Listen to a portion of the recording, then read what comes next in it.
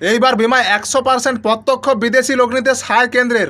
দীর্ঘদিনের টালবাহানা শাসক বিরোধী শিবিরের তরজার পর দেশের বিমা ক্ষেত্রে এক বড় ধরনের কাঠামোগত সংস্কারের পথে হাঁটল প্রধানমন্ত্রী নরেন্দ্র মোদীর নেতৃত্বাধীন কেন্দ্রীয় মন্ত্রিসভা, যেখানে দেশের বিমা সংস্থাগুলিতে 100% পর্যন্ত প্রত্যক্ষ বিদেশি বিনিয়োগ এফডিআই সায় দিল তারা, যা এতদিনে সর্বোচ্চ 74% ছিল। কেন্দ্রীয় সরকারের দাবি, এর ফলে বিমা ক্ষেত্রে বিপুল অঙ্কের বিদেশি পুঁজি আসবে, প্রতিযোগিতা বাড়বে এবং পরিষেবার মান উন্নত করবে, যার জেরে আদতে উপকৃত হবে লক্ষ লক্ষ গ্রাহক। সোমবার সংসদের শীতকালীন অধিবেশনে চলাকালীন এই বিল পেশ হওয়ার সম্ভাবনা রয়েছে। পাশাপাশি দেশ জুড়ে আরও বেশি সংখ্যক মানুষকে বিমায় আওতায় আনা, বিমা শিল্পের বুদ্ধির গতি ত্বরান্বিত করা এবং ব্যবসায়ী পরিবেশ সহজ করার জন্য ইন্স্যুরেন্স লজ অ্যামেন্ডমেন্ট বিল 2025-এ আনতে চলেছে কেন্দ্র। শীতকালীন অধিবেশনে আলোচনার জন্য তালিকাভুক্ত 13টি গুরুত্বপূর্ণ আইনের মধ্যে একটি।